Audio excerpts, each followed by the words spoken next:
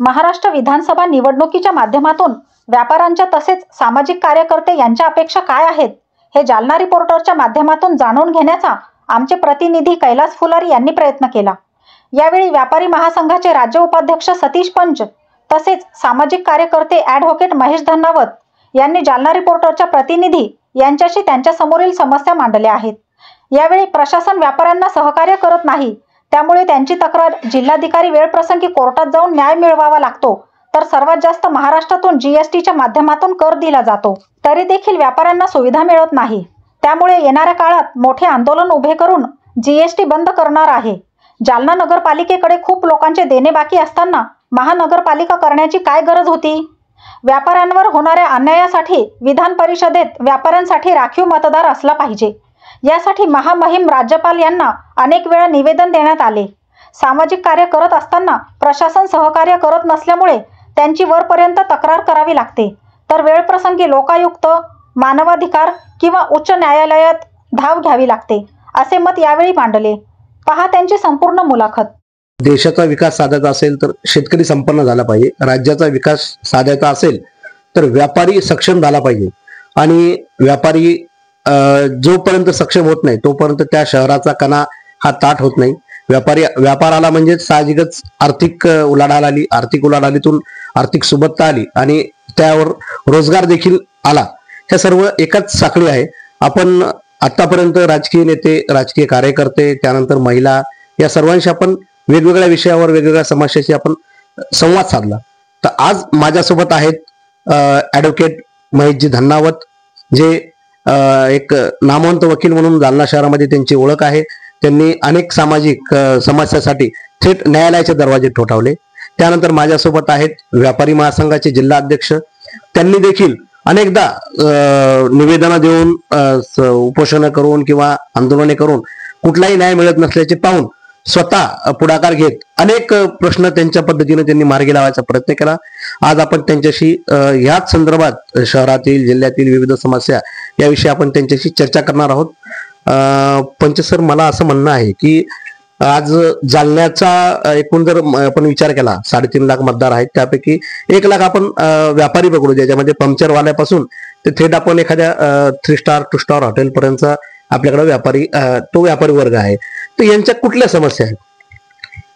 सर्वात मोठी गोष्ट आहे की जालना शहर हे व्यापाऱ्याच्या नावाने ओळखलं जातं आणि हे व्यापारी जे जालना शहरामध्ये आहे, शासनाला देखील माहीत आहे, महाराष्ट्र शासनाला देखील माहीत आहे की जालना हे व्यापारीच्या नावाने ओळखलं जाऊन सगळ्यात जास्त रोजगार देत असेल तर व्यापारी देतो। व्यापारी मध्ये डे बाय डे कामगाराची जी भरती होती, जे डे बाय डे जे वर्कर बाळतात, ते फक्त आणि फक्त व्यापारी आणि उद्योग मध्ये जोडलं जातं। जे बी समस्या आहे, मी स्वतः या समस्याकडे लक्ष ठेवतो। व्यापाराची जी समस्या आहे, त्या चोरीची असो किंवा अतिक्रमणाची असो किंवा स्वच्छताची असो, मी वारंवार शासनाकडे कंप्लेंट करतो। याच्या अगोदर मी जिल्हा ग्राहक संरक्षण परिषदेचा मी एक मेंबर आहे। या मेंबरच्या अनुषंगाने मी स्वतः कलेक्टरकडे निवेदन दिलेलं आहे की महानगरपालिकेची समस्या असो, MSEBची समस्या असो किंवा जिल्हा उद्योगची समस्या असो, मी त्यांना पत्र देऊन त्यांनी कलेक्टरने सुद्धा याची दखल घेतलेली आहे आणि त्या अधिकाऱ्याला पत्र पाठवून त्यांना जाब विचारलेला आहे। आता पुढील जे काम आहे ते त्यांचं आहे। आता ते काम नाही झालं तर आम्ही पुढे कारवाई करू। याच्या अगोदर देखील पोलीस मध्ये जे कंप्लेंट करून जे चोरीचे प्रकरण जालना शहरामध्ये व्यापारी झालेले होते ते उघडकीस आलेले नाही। याच्या अगोदर देखील SP पर्यंत पोहोचल्यानंतर देखील आलेले नसताना आम्ही कमिशनर कडे पर्यंत गेलेलो आहोत।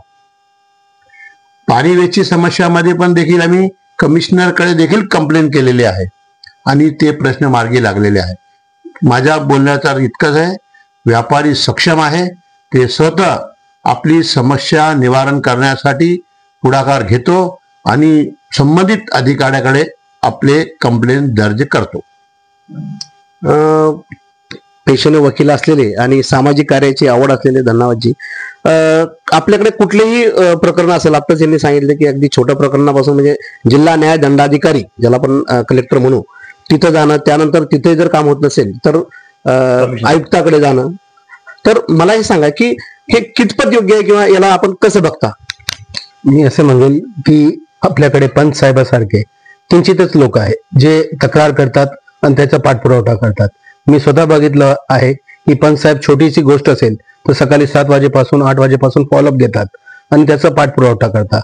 हा काम कुणाचा आहे? जर बघितलं तर लोकप्रतिनिधींनी याकडे लक्ष देणे गरजेचं आहे. फक्त व्यापारीचे अध्यक्ष आहे म्हणून कार्य करत असताना यांना सुद्धा अडचण जातात की यांची स्वतःची शॉप आहे, व्यापाऱ्यांसोबत बसावं लागतं, तरी देखील हे प्रश्न मांडतात. पण हे जे प्रश्न मांडतात त्याची दखल लोक जे काही अधिकारी आहे सेवक त्यांनी घ्यावी. हा प्रश्न त्यांनी वरती मांडावा, पाठपुरावा करावा. जे शासनमध्ये आहे त्यांनी ते मांडावा, जे विरोधामध्ये आहे त्यांनी ते पार्लमेंटमध्ये उचलावं. पण आता जर बघितलं तर विरोधक असो का पार्लमेंटमध्ये लोक असो ते कुणी याकडे लक्ष देत नाही. एकदा निवडणूक झाली त्यानंतर याकडे प्रश्नाकडे कोण लक्ष देणार? आता निवडणुकीच्या नावाखाली हे प्रशासन जे आहे ते कोणतेही कार्य करत नाही. आज तुम्ही माझ्या घड्याकडे आले असताना तुम्ही बघितलं असेल की तिथे नाल्यावर ढापे नाही. मी फोन लावून नगरपालिकेला सांगितलं की ढापे नाही, तर ते म्हणतात का हा काम काले इंजिनियरकडे आहे. काले इंजिनियर बद्रे इंजिनियरचं नाव सांगतो, बद्रे इंजिनियर सांगतो की आमचे बॉस साऊथ साहेब आहे. आता यांच्यामध्ये मेल नाही आणि आता तिथे प्रशासक आहे. आपण कुणाला तक्रार करायची? जर लोकप्रतिनिधीकडे गेलं तर इथले नगरसेवक सांगतात का आमचा कार्यकाल संपलेला आहे. म्हणजे जे काही आहे, आम्ही व्यापारी नव्हत, आम्ही सामान्य लोक आहोत. व्यापाऱ्यांसाठी तरी पंचसाहेब सारखे लोक आहे, आमच्यासाठी कोण आहे? त्यामुळे आता ही निवडणूक आहे, आमचंही कर्तव्य आहे की निवडणूकमध्ये आम्ही कमी पडतो, आम्ही मतदान करण्यासाठी पुढे येत नाही. आमच्या सर्व लोकांनी जर मतदानसाठी पुढे आले आणि कार्य चांगलं झालं तर चांगलं होईल. मागच्या वर्षी सुद्धा जेव्हा निवडणूक होत्या तेव्हा पंच साहेबांनी आचारसंहिता, आदर्श आचारसंहिता काय असावी त्याबद्दल बोलले. निवडणूक जिथे मतदान होतं तिथे पाणी पुरवठ्यासाठी आणि जे काही सुविधा पाहिजे त्यासाठी प्रयत्न केलं. मागे जे छोटं आरेचीचं जिथे मतदान होतं तिथे 2-2, 3-3 लाईन सोबतच येत होते. मी पंच साहेबांना सांगितलं, मग तिथे ते स्वतः आले आणि मग ते लाईनवर कन्फ्युजन क्रिएट होत होता. एक लाईन समोरच लागली होती, मी पण त्या लाईन मध्ये लागलो. जेव्हा लाईन संपायला आली तेव्हा माहित पडलं की आमचं बूथ मागे आहे. मग यांनी सांगितलं की तुम्ही कमीत कमी लाईन तरी वेगळी करा किंवा कम्युनिकेट तरी करा, समोर सांगा. मग त्या पोलीसवाल्यांनी यांनी सांगितल्यानंतर ते लोकांना सांगत होता की मागचा बूथ, एक booth number 8, booth number 7, booth number 6 वेगवेगळे तुमचं बूथ कोणतं आहे.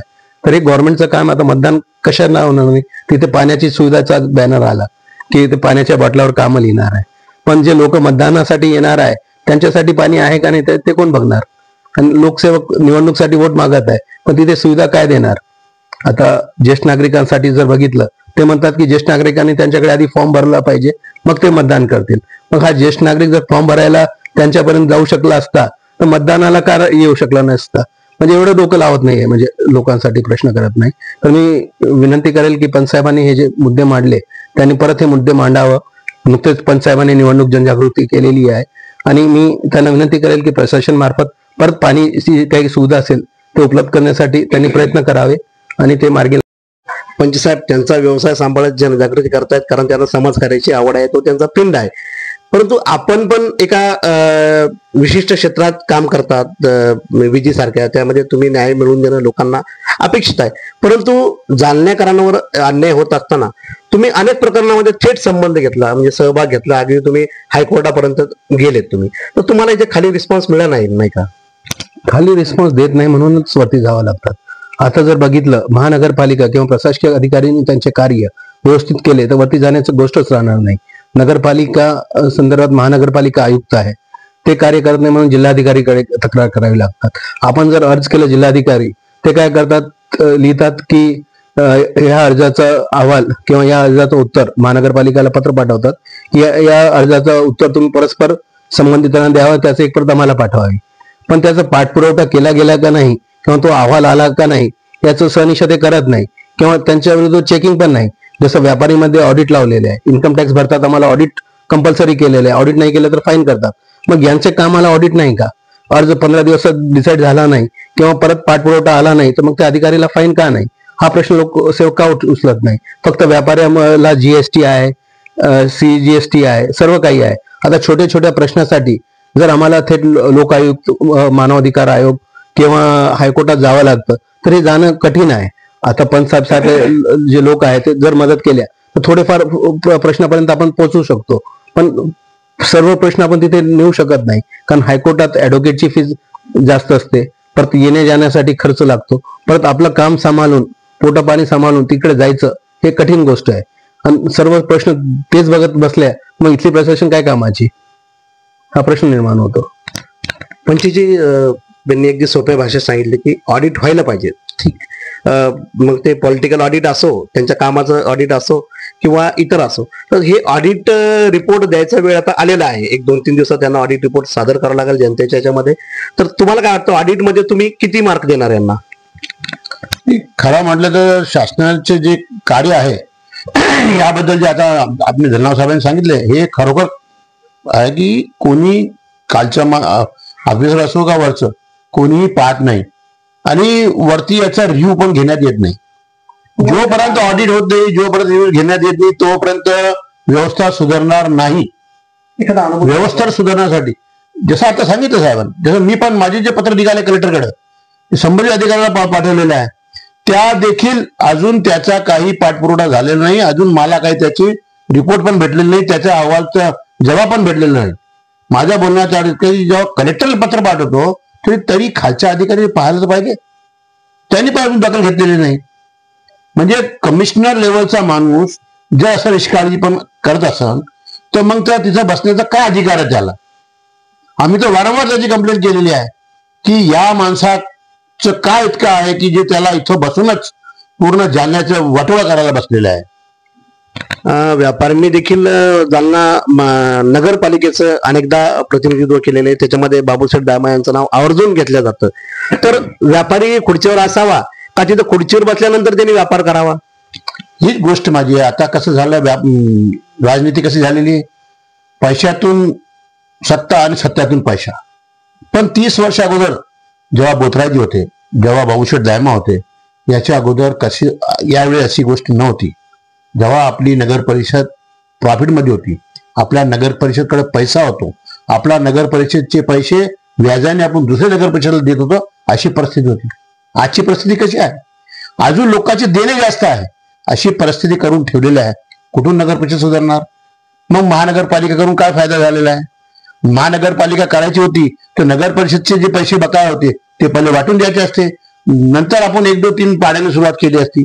तसं काही न करता डायरेक्ट महानगरपालिका डिक्लेअर केली. असं नसतो कधी. व्यापारामध्ये कसं असतं, जोपर्यंत मागचं चुकता होत नाही तोपर्यंत पुढे काही करू शकत नाही. इथं तर मागचं काही चुकताच केलं नाही आणि महानगरपालिका डिक्लेअर करून टाकली. अहो, महानगरपालिका डिक्लेअर करून काय फायदा आहे? पहिल्याचे देणे किती बाकी आहे याच्याकडे कोणाचं लक्ष आहे का? मग कसं डेव्हलपमेंट होणार? मग हे बोज कोणावर पडणार? मग व्यापाऱ्यावर पडणार, सामान्य माणसावर पडणार. मग तुम्ही घरपट्टी वाढवणार, नलपट्टी वाढवणार, काय फायदा याचं? आणि हे पैसे देऊन सुद्धा याचा सदुपयोग होत नाही, हे आम्ही स्वतः पाहिलेलं आहे, स्वतःची कंप्लेंट केलेली आहे. आता तर प्रशासक बसलेले आहे, त्यावेळी देखील मी प्रशासनासोबत मिटिंग केलेली आहे की बाबा हे जे चाललंय सगळं चुकीचं चाललं आहे, पण याच्याकडे कोणाचे लक्ष नाही, शासकीय अधिकाऱ्याचा अंकुश नाही, हे मी 100% आरोप करतो. याची जे पण मला सजा होईल मी घ्यायला तयार आहे. लोकशाहीचे जे 4 मुख्य आधारस्तंभ आहेत त्यापैकी एक आधारस्तंभाचे तुम्ही प्रतिनिधी म्हणून आहात, एक आधारस्तंभाचे आम्ही प्रतिनिधी आहोत. हे देखील एक मतदार म्हणून एक त्या आधारस्तंभाचे प्रतिनिधी आहेत. नागरिकांनी आजपर्यंत खूप केलं. इथे जालना शहरामध्ये ड्रेनेजचा प्रश्न असो, न्यायालयात जावं लागतं. पाणी मिळत नाही, न्यायालयात जावं लागतं. रस्ता अडवला, न्यायालयात जावं लागतं. रस्त्यावर भिंत बांधली, अतिक्रमण झालं, न्यायालयात जावं लागतं. अगदी मुतारी बांधेपर्यंत न्यायालयात जावं लागतं. तर हे सगळं बाकी असताना महानगरपालिका होणं, यांनी जसं सांगितलं की म्हणजे घरात काही नसताना म्हणजे विनाकारण दुसरं दुखणं ओढून घेणं आहे, सरळ भाषेत सांगायचं तर महानगरपालिका झाली, याला आपण आता आपल्या पद्धतीने कसं जाब विचारणार की कामं अपुरे आहेत आणि पुढच्या सुविधेचं काय? आता जर बघितलं, महानगरपालिका झाल्यानंतर इथे उप आयुक्ताची पोस्ट वाढलेली आहे, 2-2, 3-3 उपायुक्त मॅडम्स आलेले आहे आणि कर्मचारी वाढलेले आहे. पण इथे डेव्हलपमेंट काय झालं, जसं पंतसाहेबांनी विचारलं, सामान्य लोकांना त्यांचा काय फायदा झाला, तर तो फायदा होणं गरजेचं आहे. जर मी आज बघितलं तर इथे मुत्र्या नव्हत्या, मुत्र्यासाठी आम्हाला मानवाधिकार आयोगाकडे जावं लागलं. दरवाजा जे अतिक्रमण म्हणजे दरवाजा पडला होता, एक गेट पडला होता, त्यासाठी 1.5 वर्ष तो रस्ता बंद होता. मग 1.5 वर्ष लोकांचे पेट्रोल, लोकांना त्रास, लोकांना हॉस्पिटलमध्ये यायचं तर फिरून यावं लागत, लोकांचे व्यवसाय बंद पडले, इकडचे लोकांचे काही व्यवसाय बंद पडले, त्यांना कंपन्सेशन कोणी दिलं नाही. आता बघितलं तर जे काही रोड्स बनले त्यावर नाल्या आधी बनवायला हवी होती, ती बनली नाही. नाले आहे तर ढापे नाही. नगरपालिकेला आपण म्हणतो की कर कोण देतो, तर कर जर बघितलं महानगरपालिकेचा तर व्यापाऱ्यांकडून आणि जे काही चांगल्या वस्ती आहे तिथूनच भरलं जातं, बाकीकडे ते घेतलं जात नाही, कारण तिथे लोक मारतात. ते प्रश्न डायरेक्ट विचारतात, ते प्रश्न विचारत नाही तर ते कार्य करतात. आणि व्यापारी आणि जे सभ्य माणूस असतो तो प्रश्न विचारणार कुठून? प्रश्न विचारला की त्याला टॅक्स जास्त लावायचं किंवा त्याला त्रास द्यायचा. प्रश्न विचारणाऱ्याला गप्प करण्याची अशी मानसिकता चालू आहे. या म्हणजे ज्या सुविधा तुम्ही देऊ शकत नाही त्याचा तुम्ही कर घेतला नाही पाहिजे असं बरोबर आहे. हे पण एक व्यापारी आहेत, हे देखील 100% कर भरतात. मग जीएसटी असो, सीजीएसटी असो, म्हणजे अगदी घराचा टॅक्स असो किंवा नळपट्टी असो, तर ज्या प्रमाणात टॅक्स घेते त्या प्रमाणात सुविधा मिळत नाही. तर व्यापाऱ्याची अशी काही भूमिका आहे का की जितक्या तुम्ही मला वर्क देणार तेवढं मी तुम्हाला टॅक्स देणार? आता तो व्यापाऱ्याने ही भूमिका घेतलेली आहे. इतका टॅक्स देऊन देखील काही सुविधा भेटत नाही. अहो, व्यापाऱ्याने एक दिवस समजा टॅक्स कमी भरलं तर त्याला फाईन होतो, अशी परिस्थिती आहे. आता इतका फंड देऊन देखील, शासनाकडे इतका पैसा देऊन देखील जीएसटीच्या माध्यमातून तरी देखील सुविधा भेटत नाही. आता व्यापाऱ्याला आता मोठी आंदोलन उभ्या करण्याची गरज आहे. आणि हे मी आज 100% आपल्यासमोर सांगतो, कारण मी राज्याच्या उपाध्यक्ष, व्यापारी महासंघाच्या कॅटचा उपाध्यक्ष आहे. अशी वेळ येणार आहे की महाराष्ट्रामध्ये लोक जीएसटी टॅक्स बंद करण्याचा निर्धार घेणार आहे आणि यावेळी आम्ही आंदोलन करणार आहोत. कारण की फक्त आणि फक्त कर्ज वाढून, कर्जाचा बोध राज्य शासनावर वाढून हे सर्व कार्यक्रम चालू आहे. कर्ज वाढवणे म्हणजे आपली दुकान बंद करणे. आमच्या एक सोपी भाषामध्ये ही प्रकारची गोष्ट होऊ नये. एका व्यवस्थितरीते फंड्सचा विनियोग, फंड्स मॅनेजमेंट ज्याला म्हणतो, ते जोपर्यंत होणार नाही तोपर्यंत आपल्या राज्याचाही विकास होणार नाही. राज्याचा विकास करायचा असेल तर व्यापारी, उद्योगपती यांच्या एक समन्वय असायला पाहिजे.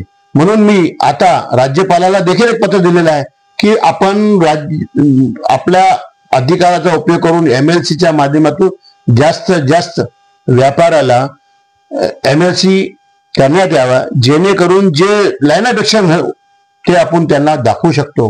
कारण की आता बघा आपण ह्या निवडणुकीमध्ये काय झालेलं आहे.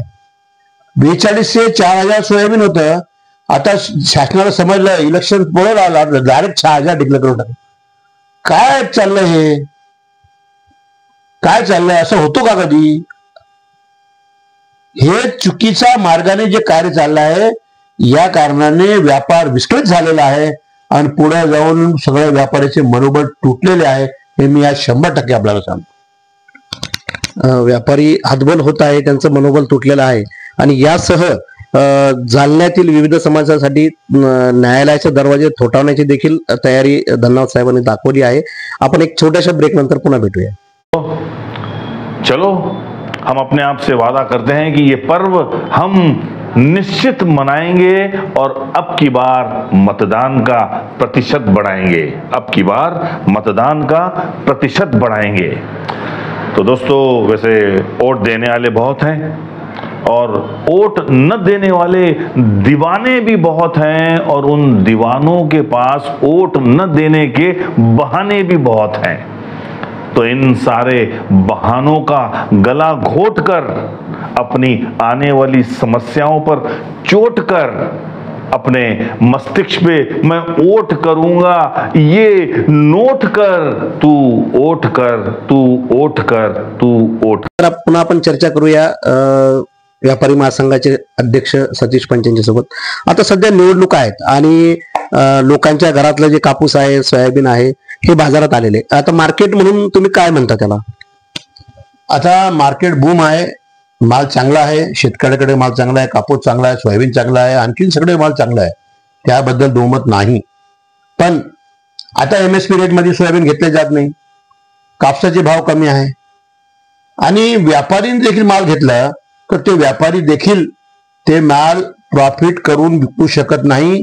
मागच्या काळामध्ये सगळं पाहिलेलं आहे की 5400 रुपये सोयाबीन घेऊन नंतर व्यापाऱ्याने हे माल 3500 रुपये विकलेला आहे, म्हणजे 2000 क्विंटलचा घाटा सहन केलेला आहे। या परिस्थिती मागच्या वेळेस झालेली आहे। हे सगळं पाहून शासनाने ते आता सोयाबीनचे रेट वाढवलेले आहे, पण अशी परिस्थिती राहिली तो व्यापारी जिंदा राहू शकत नाही। मी माझ्या एका कार्यक्रमामध्ये सांगितलं होतं की आतापर्यंत फक्त शेतकरीच आत्महत्या करत होते, आता मी 100% सांगतो आता व्यापारी आत्महत्या करणार अशी पाळी आता आलेली आहे। कारण की व्यापाऱ्याला वारंवार कर्ज वाढवून घेण्यात येतो, म्हणून थोडा जिंदा आहे। त्याला एक आशा असते की पुढच्या वेळेस मी कमाई करेन आणि मी व्यवस्थित माझा व्यापार चालणार, पण हे कुठेपर्यंत चालणार? शासनाने एक चांगला प्लॅटफॉर्म तयार करावा जेणेकरून व्यापारी घाट्यामध्ये जाऊ नये, शेतकरी घाट्यामध्ये जाऊ नये। आणि व्यापाराची व्यवस्था अशी झालेली है कि जीएसटी, इनकम टैक्स, दुनिया भर के टैक्स लगने के बाद भी वो छोटा से छोटा व्यापारी एक अकाउंटेंट का खर्चा, लेबर का खर्चा वो पेड नहीं कर सकता।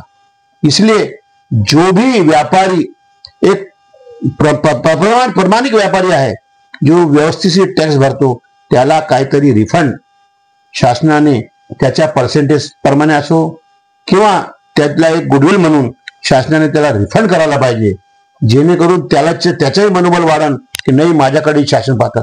फक्त शासन व्यापाऱ्याकडून घ्यायचंच काम करतो, द्यायचं कधी विचार केलेले नाही। आता अशी पाळलेली आली जोपर्यंत ते द्यायचा विचार करणार नाही व्यापारी टॅक्स देणं बंद करून टाकेन, अशी वेळ आता व्यापारावर आलेली आहे। जो नवीन आता लोकप्रतिनिधी निवडून येईल त्यांच्याकडून तुम्हाला काय अपेक्षा या संदर्भात? नाही, ह्या प्रकारचे जे डिसिजन होतात ते एमपी म्हणजे खासदारकीचे जो दिल्लीमध्ये हे डिसिजन घेण्यात येणार आहे हे राज्याच्या अखत्यारीत येत नाही। तरी देखील एक प्रोफेशनल टॅक्स सारखा लहानसा टॅक्स आम्ही वारंवार शासनाकडे याची अपील केलेली आहे की कमीत कमी तुम्ही प्रोफेशनल टॅक्स कमी करा, और ते देखील कमी करायला तयार नाहीये। म्हणजे आम्ही काय समजावं की व्यापाऱ्याकडे 100% शासनाच्या दुर्लक्ष आहे। एक तो शासन कधी व्यापाऱ्याला जागा देत नाही, शासन फक्त आणि फक्त व्यापाऱ्याकडून घ्यायचंच काम करतात।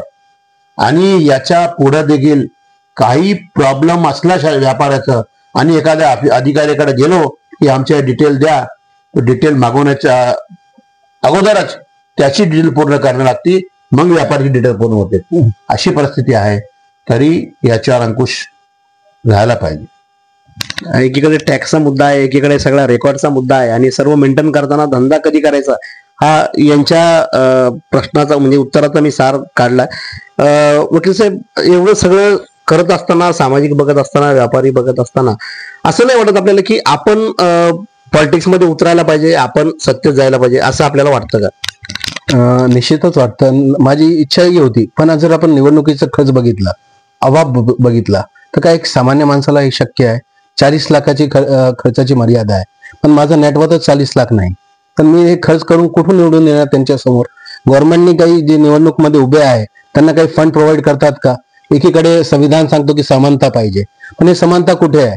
आज एक जे काही उमेदवार उभा आहे त्याची नेटवर्क, अपक्षाची नेटवर्क बघितली तर हा तफावत कुठून आणणार? आता व्यापारी म्हणतात की टॅक्स ते भरतात, पण आम्ही जे सामान्य लोक आहोत ते सुद्धा टॅक्स भरतो। कारण आम्ही जर बिस्किट परचेस केलं किंवा कोणती गोष्ट परचेस केली तर त्यामागे टॅक्स चालले जातात। महानगरपालिकाने पूर्ण टॅक्स माफ केलं आणि जीएसटी मार्फत हे पूर्ण सुविधा देणे सुरू केली, तरी हे काही मॉडेल्स आहे ते शक्य होऊ शकतात। जर नगरपालिका किंवा MLC मध्ये किंवा MLA मध्ये व्यापारी, ऍडव्होकेट्स यांना घेतले गेले तर सामान्याने बनून काहीतरी तोडगा निघू शकतो। आज जर बघितलं तर महानगरपालिकामध्ये कोणती बॉडी नाही, प्रशासक मंडळ नाही, तर जर प्रशासक मंडळ नसेल तर व्यापारी महासंघाचे अध्यक्ष, कॅटचे अध्यक्ष असे 2-4 लोकांना तिथे स्थान दिलं सल्लागार समिती म्हणून, तर निश्चितच काम होईल। आता जर बघितलं तर ग्राहक पंचायतचं इथं काम कमी होतं, ग्राहकांची जी अडचण होती ते दूर होत नव्हती, तर एक व्यापारी प्रतिनिधी म्हणून पंचसाहेबांना घेतल्यानंतर जर आपण बघितलं तर त्यांनी टॅक्सचा इश्यू मांडला, सुविधाचा इश्यू मांडला, पेट्रोल पंप वगैरे जे काही सुविधा पाहिजे त्याचा इश्यू मांडला, लॉ अँड ऑर्डरचं सिच्युएशन मांडलं। म्हणजे एक व्यापारी तिथे गेल्यानंतर त्याची काय अडचण आहे ते सामान्य सोडवण्यासाठी तो प्रयत्न करतो, पाठपुरावा करतो, कारण त्याला माहिती आहे की व्यापारी थेट अप्रोचेबल पण आहे। त्याप्रमाणे जर 12-15 लोक तिथे घेण्यात आले जे लोकांशी सहमत आहे तर निश्चित अशासकीय बॉडी आपण असं म्हणू शकतो, प्रशासकीय आणि अशासकीय बॉडी पाहिजे।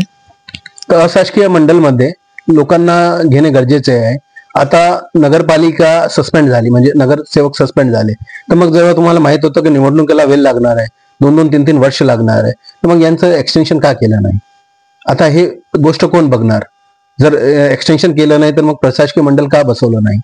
आपण मार्केट कमिटीमध्ये प्रशासकीय मंडळ बसवतो, मग महानगरपालिकेवर प्रशासकीय मंडळ मध्ये अशासकीय लोक का नाही? मार्केट कमिटीमध्ये आहे, तिथे प्रतिनिधी घेण्यात आलेले आहे, मग महानगरपालिकेवर सुद्धा प्रतिनिधी पाहिजे. आणि निवडणुकीमध्ये हा जो मुद्दा उचलणार, याला सपोर्ट करणार की लोकांच्या प्रश्नासाठी, लोकांना प्रतिनिधी देण्यासाठी जो कोणी माणूस हा प्रश्न उचलेल त्यांना आम्ही सामान्य लोक निश्चितच मतदान करू आणि पाठपुरावा करू. आज जनसामान्यानं केलेले काम आणि झालेली गोष्टीवर बोलत आहे की मी हे केलं, पण मी पुढे काय करणार? जर हॉस्पिटल आणि काहीतरी 2-4 इन्स्टिट्यूट आणणार, पण या अतिरिक्त अजून जे सामान्य लोकांचे जे काही प्रश्न आहे ते मांडण्यासाठी कोणी वरती येत नाही की मी महानगरपालिकामध्ये हे डेव्हलपमेंट आणणार, मी निवडणूक घेण्यासाठी प्रयत्नशील राहील की महानगरपालिकेची निवडणूक लावणार. असं मुद्दे जे काही आहे ते कोणी घेत नाही. लोकांच्या या सर्व ज्या त्रुटी आहेत किंवा या ज्या कमतरता आहेत या केवळ म्हणजे इच्छाशक्ती नसणे किंवा व्हिजन नसणं यासारखे काही लोक आतमध्ये गेल्यामुळे झाले असेल, आणि आपल्यासारखे लोक आतमध्ये का जात नाहीत? मी म्हणेल की निवडणूक का घेत नाही किंवा हे काय का होतं, तर जर बघितलं तर हा मोनोपॉली क्रिएट करण्याचं कार्य झालेलं आहे. जे काही नगरसेवक होते ते पुढे आमदार किंवा खासदार होण्याचा प्रयत्न बघत होते. जर आपण रावसाहेब दानवेंना बघितलं, त्यांचा कार्यकाल बघितलं की ते सरपंचापासून खासदारपर्यंत गेले, पण असं परत कोणी जात नाही. का जात नाही? कारण हे निवडणूकच बंद करून टाकल्या. तर मग आम्ही जे सामान्य लोक आहे त्यांनी आमदार खासदाराचं प्रश्न स्वप्न कधी पाहावं? आता जर मी वॉर्ड पुरता विचार केला, आधी मला नगरसेवक व्हायचा, तर मी 7-8 महिने इथे समाजसेवा केली, पण इथे निवडणुकीच होत नसेल, माझं कार्यक्षेत्र मी वाढवणार कसं? मला प्रशासकीय काम करण्याचा अनुभव कुठून येणार?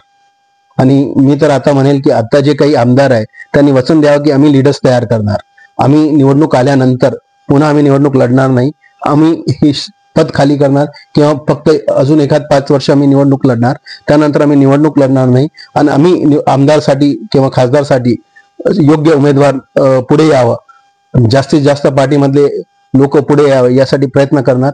त्या लोकांना आम्ही निवडून देऊ, ज्या करून आम्हाला सुद्धा पुढे चान्स भेटेल. आणि ही काही मोनोपॉली राहणार नाही. जे राजे होते, हा संविधान यासाठी आला की राजाने राजा रावाने सामान्यांना चान्स भेटावा, पण हे जे राजे झाले किंवा लोकप्रतिनिधी निवडून येतात ते पद सोडत नाही, आणि पद सोडत नाही म्हणून आमच्या सारख्या सामान्यांना संधी भेटत नाही, आणि आम्ही त्यांच्या पुढे उभं राहून कार्य करण्याची कुठे आमची क्षमता दाखवणार? त्यांना प्रशासकीय अनुभव आहे, त्याचा फायदा निश्चितच आपल्याला होत आहे. आपण जर बघितलं तर विकास तर झालेला आहे. जालन्याचा असो का, आपण जे आधी मोबाईल नव्हते 5G 3G आलेली सुविधा वाढलेली आहे, पण यांचा प्रशासकीय अनुभवाचा फायदा होतो, पण लीडर्स तयार होत नाही. तर याचा काहीतरी समन्वय असणे गरजेचे आहे. जे 5 वर्ष किंवा 3 टाइम आमदार असेल त्यांना डायरेक्ट थेट आमदार म्हणून पुढे घेण्यात यावं, अशी काहीतरी जी प्रशासकीय यंत्रणा आहे त्यामध्ये चेंज आणणं गरजेचं आहे.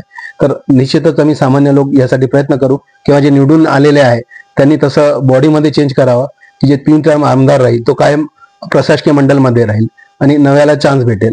असं काहीतरी जे काही सिस्टम आहे त्यामध्ये चेंज करणं गरजेचे आहे, जेणेकरून आम्ही पंच साहेबांना किंवा अन्य व्यापाऱ्यांना सुद्धा आमदार आणि खासदार पाहू, आणि जे काही जुने आमदार किंवा खासदार असतील त्यांना सुद्धा त्यांचा अनुभवाचा आपल्या राज्याला फायदा होईल.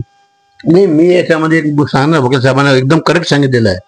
आता यांची पण वेळ मर्यादा पाहिजे. आता सगळ्याची वेळ मर्यादा झालेली आहे.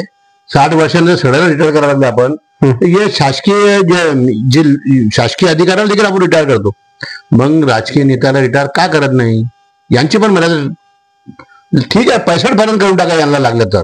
लई अगर शौक है तो 65 पर्यंत करतो सर, लेकिन 65 के बाद इनको एक अनुभव नेता बोल के, सलाहकार बोल के इनको आप अप्रोच कर सकते हैं, और नए नए जो बच्चे हैं, नए नए युवा पीढ़ी है वो सामने आएंगी, जिससे कि विकास करने में जो उनका टैलेंट है वो टैलेंट शहर को, राज्य को और देश को दिखेगा.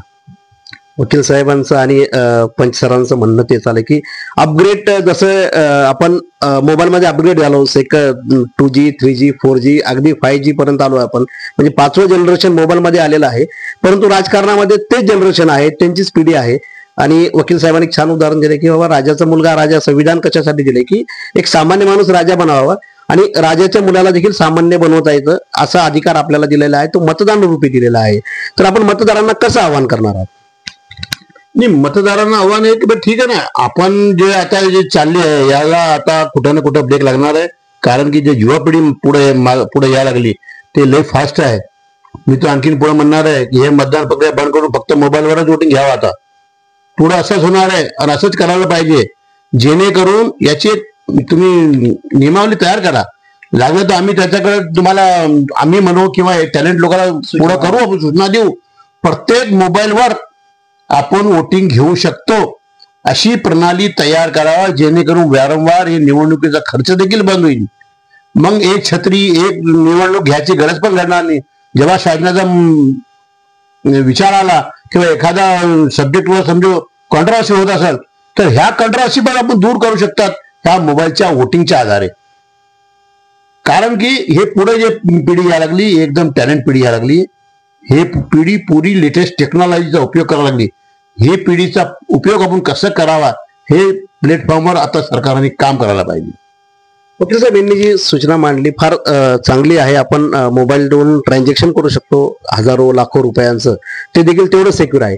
मतदानाचं देखील असं होऊ शकतं, परंतु तुम्हाला वाटतं एवढं सहजासहजी सगळे प्रशासन ऐकायला आपलं लेखी दिल्यावर का याच्यासाठी पण कोर्टात जावं लागेल? तर म्हणेल हा जे काही मुद्दा आहे हा फार किंचित आणि हा संविधानाला भिडणारा मुद्दा आहे. इथे काय मोबाईलवर टेक्नॉलॉजी वापर करावी लागेल, पण याला फार म्हणजे अनेक प्रश्न निर्माण होणार आहे. कारण जर मोबाईलवर केले तर जे गरीब लोक आहे त्यांच्या मोबाईलवर बलजबरीने कोणी वोट टाकला मग त्याची परिस्थिती कशी होणार. परत गोपनीयता राहणार नाही. जर आमचा डाटा लीक झाला, आता मी सामान्य आम्ही कोणाला वोट केलं त्याचा डाटा लीक झाला आणि हरलेल्या कॅन्डिडेटकडे पोहोचला आणि भविष्यात माझे वाद झाले तर हे डाटा प्रायव्हसी आणि काउंटिंग प्रायव्हसी हे ठेवून निश्चितच जसं टॅलेंटेड लोकांनी यांनी सांगितलं यासाठी शासनाला कमीत कमी 5-10 वर्ष प्रयत्न करून हे करावं लागेल. छोट्या जे इलेक्शन्स आहे बँकेचे पतसंस्थेचे ते तरी मोबाईलवर करता येते का याची शहानिशा करावी आणि नंतरच हा प्रणाली लागू करता येईल. आणि निश्चितच हे करणं गरजेचं आहे. अपग्रेड जेव्हा आपण होतो तेव्हा वापर चांगलं होतं. जसं आता पेटीएम मोबाईल हे आलं तर जे छोटा सब्जीवाला आहे तोही व्यापारी बनला, कारण त्याची अकाउंटिंग होत आहे, त्याला पेटीएम वर पैसे येत आहे तर ऑर्गनाइज झालेला आहे तो आणि त्याला लोन भेटत आहे आणि तो मोठा व्यापारी होत आहे. हे बेनिफिट्स आहे. जसं पंचायतांनी सांगितलं निवडणुकीचा खर्च अमाप आहे. एक निवडणूक न घेता जे सरपंच आहे सरपंचातून आमदार निवडा, आमदारातून खासदार निवडा, खासदारातून पीएम निवडा, असं काहीतरी प्रणाली आली की तुम्ही एकदाच वोट करा. तुम्ही निवडलेले आमदार खासदार हे वरच्या लेवलचा माणूस निवडून आणतील तर निवडणूक खर्च वाचेल आणि सामान्य जे सरपंच आहे गावातले लोक त्यालाही डिमांड राहील, कारण त्याच्यातूनच खासदार पीएम हे सर्व बनणार आहे आणि माणूस एकच वोट देईल आणि प्रश्न वाढणार आहे. असे अनेक बेनिफिट्स होणार आहे. मी मतदारांना एवढंच आवाहन करेल की तुम्ही जात पात पक्ष पंथ हे न पाहता तुम्ही विकास पहा आणि उमेदवाराबद्दल थोडी स्टडी करा. आता पंत साहेबांनी सांगितलं की टेक्नॉलॉजीचा यूज करा, तर आपल्या इलेक्शन कमिशनच्या वेबसाईटवर कॅन्डिडेटचे एफिडेव्हिट्स दिलेले आहे त्याची पाहणी करा. आणि साहेबांनी सांगितलं निवडणुकीचा खर्च अमाप आहे. एक निवडणूक न घेता जे सरपंच आहे सरपंचातून आमदार निवडा, आमदारातून खासदार निवडा, खासदारातून पीएम निवडा, असं काहीतरी प्रणाली आली की तुम्ही एकदाच वोट करा. तुम्ही निवडलेले आमदार खासदार हे वरच्या लेवलचा माणूस निवडून आणतील तर निवडणूक खर्च वाचेल आणि सामान्य जे सरपंच आहे गावातले लोक त्यालाही डिमांड राहील, कारण त्याच्यातूनच खासदार पीएम हे सर्व बनणार आहे आणि माणूस एकच वोट देईल आणि प्रश्न वाढणार आहे. असे अनेक बेनिफिट्स होणार आहे. मी मतदारांना एवढंच आवाहन करेल की तुम्ही जात पात पक्ष पंथ हे न पाहता तुम्ही विकास पहा आणि उमेदवाराबद्दल थोडी स्टडी करा. आता पंत साहेबांनी सांगितलं की टेक्नॉलॉजीचा यूज करा, तर आपल्या इलेक्शन कमिशनच्या वेबसाईटवर कॅन्डिडेटचे एफिडेव्हिट्स दिलेले आहे त्याची पाहणी करा आणि पाहणी केल्यानंतर त्याचं एज्युकेशन काय, त्यांचा जाहीरनामा काय, मॅनिफेस्टो काय, पक्षाचे जे काही उमेदवार आहेत त्यांचे मॅनिफेस्टो पब्लिश केलेले आहे ते त्याची पाहणी करा आणि त्याचा टॅली करा. मग आपल्याला वाटलं की यांचा बॅकग्राऊंड काय आणि नंतर विचार करून मतदान करा.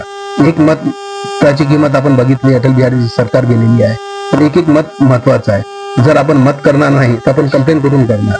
आपण नेत्यांना नाव देतो पण त्यांचाही परिश्रम आहे. ते दिवस रात्र या फील्डमध्ये टाकतात, स्वतःसाठी न बघता समाजासाठी किंवा पक्षासाठी कार्य करतात. म्हणजे त्यांचं जेवढं काही डिव्होशन आहे तेवढं आपण देऊ शकत नाही. कमीत कमी आपण मतदान तर करू शकतो. जे आमदार कॅन्डिडेटसाठी आहे तर इतके लोकसंख्या 3 लाख लोकांना अप्रोच करणं, भेटणं, गाठी करणं हा फार काही कठीण काम आहे. सामान्य माणूस करू शकत नाही.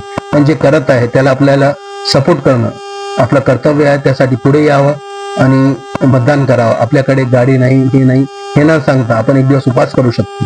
तर आपण मतदान केल्याशिवाय जेवणार नाही असं जर प्रण घेतलं तर निश्चितच मतदान झाल्यानंतर हे करणार. परत आपल्याकडे गाडी आहे, बाजूवाला जसं वृद्ध माणूस आहे त्याला गाडी नाही, तर त्याला मतदान बूथ पर्यंत पोहोचावं, घेऊन यावं मतदान झाल्यानंतर, तशी सुविधा करावी. कारण आता जर पार्ट्याने पक्षाने केली तर ते आचारसंहिताचा भंग येईल. पण ही सुविधा कोणी देणार?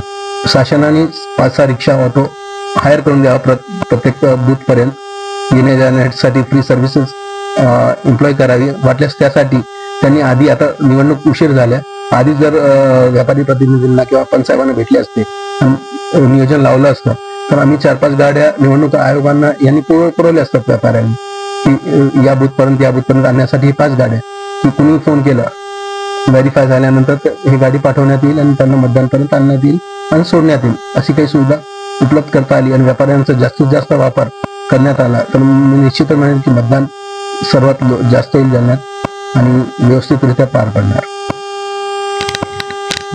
अपडेट व्हा. त्यानंतर प्रत्येकाने मतदान करून, म्हणजे उद्या रडण्यापेक्षा आजच विचार करून मतदान करा, असा हा दोघांचाही संदेश.